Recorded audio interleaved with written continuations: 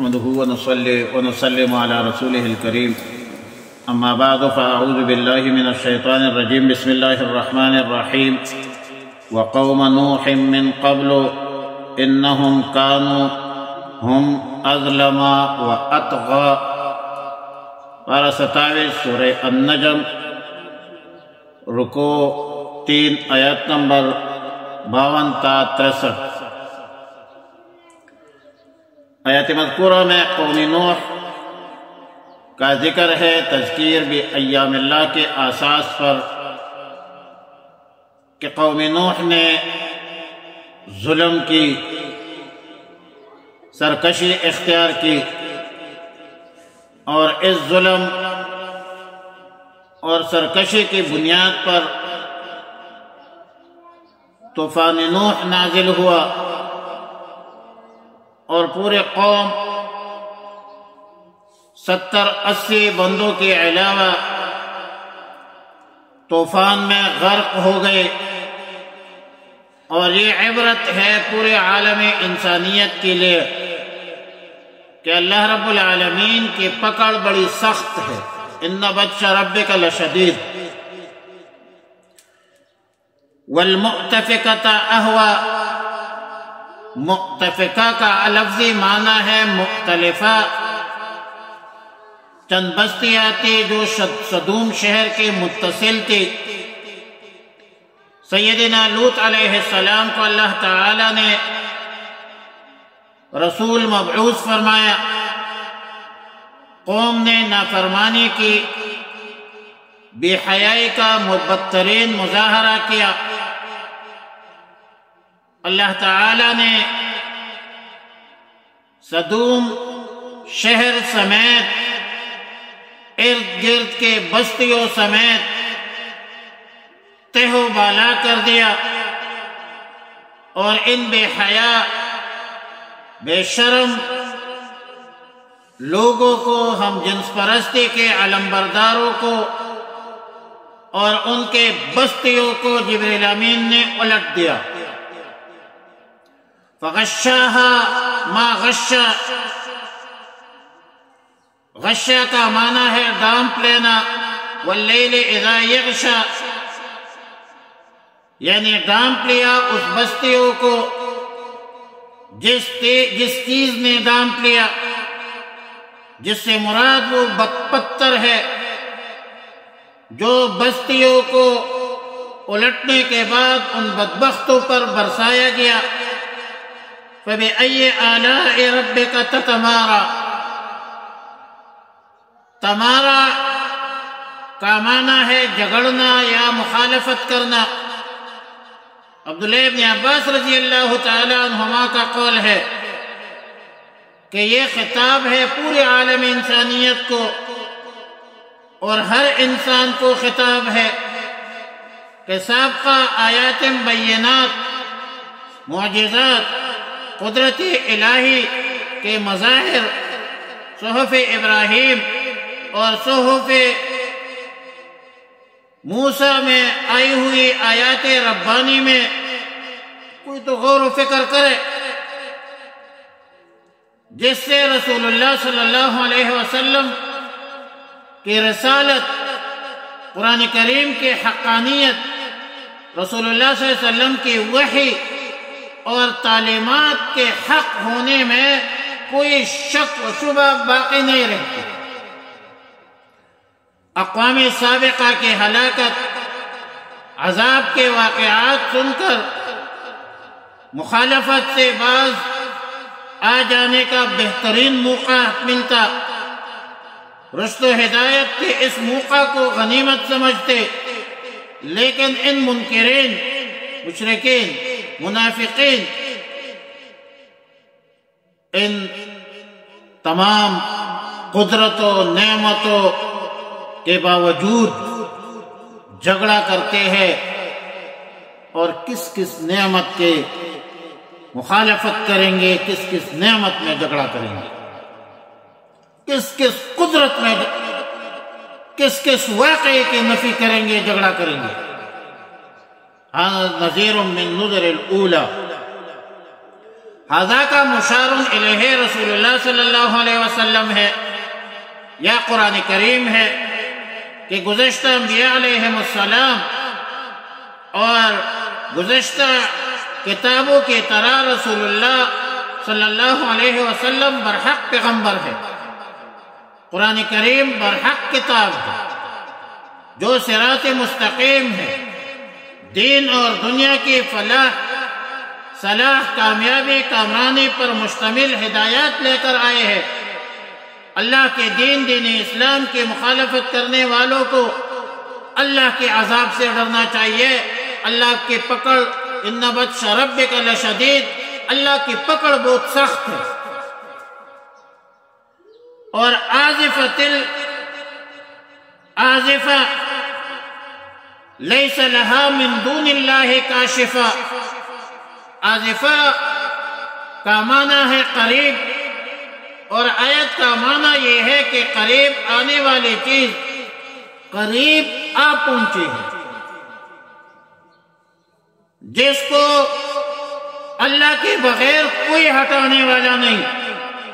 اور مراد اس سے قیامت ہے کہ قیامت قریب آ پہنچا ہے. اتا امر اللہ فلا تستعجلوہ. اور ظاہر ہے کہ پوری دنیا کے عمر کے اعتبار سے امت محمد عربیہ صلی اللہ علیہ وسلم کا قیامت کے قریب سب سے قریبی امت ہے، کیونکہ یہ امت آخری امت ہے. رسول اللہ صلی اللہ علیہ وسلم آخری پیغمبر ہے. رسول اللہ صلی اللہ علیہ وسلم نے فرمایا انا آخر الانبیاء وانتم آخر الامم. قیامت کے قریب سب سے قریبی امت جو ہے وہ امت محمد عربی صلی اللہ علیہ وسلم.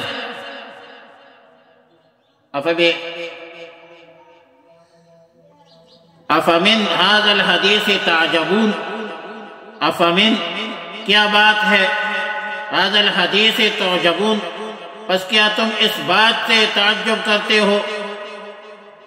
ھذا الحدیث سے مراد قرآن کریم ہے، اور آیت کا معنی اور مفہوم یہ ہے کہ قرآن جیسا کلام الہی جو خود ایک معجزہ ہے، جو تمہارے سامنے آ چکا ہے، تم اس پر استہزاء کرتے ہو، بطور استہزاء ہنستے ہو، اپنی معصیت یا عمل میں کوتاہی پر روتے نہیں ہو. وانتم سامدون، سمود کا لغوی معنی ہے غفلت، سامدون بمعنی غافلون ہے. اور سمود گانا بجانے کے معنی پر بھی استعمال ہوتا ہے. وہ یہاں پر بھی استعمال ہو سکتے ہیں کہ تم گانوں بجانوں میں مصروف لگے رہتے ہو، قرآن نہیں سنتے، قرآن نہیں سمجھتے، اور پھر کہتے ہو کہ گھروں میں خیر نہیں ہے، برکت نہیں ہے، اولاد فرمان بردار نہیں ہے. تو بدبختو تم اپنے گریبان میں خود جانتے ہو نا. آج کے امت مسلمہ، آج کے مسلمان کہتے ہیں کہ گھروں میں برکت نہیں ہے. بھائی گھروں میں، آپ کے گھروں میں گانوں کی آوازیں زیادہ ہے یا قرآن کی آواز زیادہ ہے؟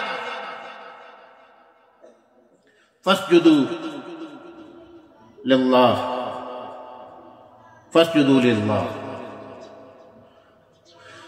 تذکیر بایام اللہ کے اساس پر، تذکیر باللہ کے اساس پر، تذکیر بما بعد الموت کی بنیاد پر، غور و فکر کے بنیاد پر سبق حاصل کرنا چاہیے، عبرت حاصل کرنا چاہیے، موعظت حاصل کرنا چاہیے.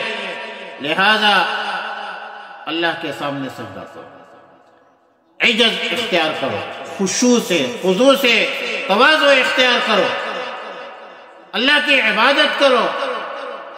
اور بخاری شریف میں سیدنا عبداللہ ابن عباس رضی اللہ تعالی عنہما سے روایت ہے کہ سورہ نجم کی اس آیت پر رسول اللہ صلی اللہ علیہ وسلم نے سجدہ کیا. رسول اللہ صلی اللہ علیہ وسلم کے ساتھ سب مسلمانوں اور مشرکین نے، بلکہ تمام جن اور انس نے سجدہ کیا.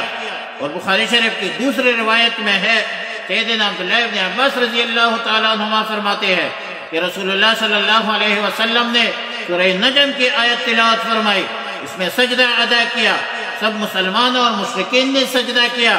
ماں سوائے ایک بوڑھا قریشی کے جس نے زمین سے مٹی اٹھا کر ایک خاک اٹھا کر پیشانی سے لگا دی اور کہا کہ یہ میرے لیے کافی ہے۔ سیدنا عبداللہ بن مسعود رضی اللہ تعالیٰ عنہما فرماتے ہیں کہ میں نے اس شخص کو حالت کفر میں مقتول پڑا ہوا دیکھا ہے۔ اس میں اشارہ ہے اس طرف تو اس وقت رسول اللہ صلی اللہ علیہ وسلم کے اتباع میں مسلمانوں نے تو سجدہ ہی کرنا تھا، وہ تو مسلمان تھے، لیکن جو مشرکین اس وقت حاضر تھے اللہ تعالیٰ نے ان پر بھی کچھ ایسی حالت غالب کر دی کہ سب سجدہ کرنے پر مجبور ہو گئے، گو کہ اس وقت ان کا سجدہ بوجہ کفر کے کچھ ثواب نہیں رکھتا تھا، کوئی معنی نہیں رکھتا تھا ثواب کا، مگر وہ بھی اپنا ایک اثر چھوڑ گیا کہ بعد میں ان سب کو اسلام اور ایمان کی توفیق نصیب ہوئی۔ صرف ایک آدمی حالت کفر پر مرا تھا، جسے تو گرا سمجھتا ہے، یہی ایک سجدہ جسے تو گرا سمجھتا ہے، ایک سجدے کو جس نے گرا سمجھا تھا، ہزاروں سجدوں سے ملتے ہیں آدمی کو نجات۔ صحیح بخاری اور مسلم شریف کی ایک حدیث میں ہے، حضرت زید بن ثابت رضی اللہ تعالیٰ عنہ کی روایت ہے کہ انہوں نے رسول اللہ صلی اللہ علیہ وسلم کے سامنے سورہ نجم پوری پڑھی، مگر رسول اللہ صلی اللہ علیہ وسلم نے سجدہ نہیں کیا، لیکن اس سے یہ لازم نہیں آتا کہ سجدہ واجب یا لازم نہیں تھا، کیونکہ اس میں احتمال موجود ہے کہ اس وقت رسول اللہ صلی اللہ علیہ وسلم باوضو نہ ہو یا کوئی دوسرا عذر ہو جو سجدے میں مانے ہو، تو ایسی حالت میں ظاہر ہے کہ سجدہ تلاوت فی الفور تو فرض نہیں ہے، فی الفور سجدہ تلاوت ادا کرنا ضروری نہیں ہے، بعد میں بھی ادا کر سکتے ہیں۔ وقوم نوح اور قوم نوح کو من قبل اس سے پہلے انہم کانوا بے شک وہ تھے ہم اظلما بہت زیادہ ظالم تھے، وَأَطْغَى اور بہت زیادہ سرکش تھے، وَالْمُؤْتَفِكَةَ اور الٹنے والے بستیوں کو اہوا دے مارا، فَغَشَّاهَا تو اس کو ڈانپ لیا، ما غشا جس نے ڈانپ لیا، فَبِأَيِّ آلَاءِ رَبِّكَ تَتَمَارَى پس کون کون سی نعمت میں اپنے رب کی تتمارا تم شک کرے گا، اپنے رب کے کن کن نعمتوں کو جھٹلائے گا۔ فَبِأَيِّ آلَاءِ رَبِّكُمَا تُكَذِّبَانِ هَذَا نَذِيرٌ یہ ایک ڈرانے والا ہے، من نذر الاولیٰ پہلے ڈرانے والوں میں سے، آزفت قریب آ گئی ہے، قریب آنے والی چیز، لیس لہا نہیں ہے اس کا، من دون اللہ اللہ کے بغیر، کاشفہ دور کرنے والا، افمن ھذا الحدیث تعجبون پس کیا اس بات سے تم تعجب کرتے ہو، وتضحکون اور تم ہنستے ہو، ولا تبکون اور تم روتے نہیں، وانتم صامدون وانتم غافلون اور تم غافل ہو، فاسجدوا للہ پس تم سجدہ کرو اللہ کے آگے، وعبدوہ اور عبادت کرو۔ ایک ضروری بات کہ یہ جو سجدہ ہے ہم پر فرض ہے، جو پانی بیٹھے ہیں یا جس نے سنا ان پر فرض ہے، اور ویڈیو میں جو فسجدو کا لفظ آ جائے تو وہ ریکارڈڈ ہوتی ہے، تو اس صورت میں آپ پر سجدہ تلاوت واجب نہیں ہے۔ اللہم ربنا تقبل منا انکا انت السمیع العلیم وتب علینا یا مولانا انکا انت التواب الرحیم، استغفر اللہ ربی من کل ذنب واتوب الیہ، وصلی اللہ تعالی علی خیر خلقہ محمد وآلہ وصحبہ اجمعین برحمتک یا ارحم الراحمین۔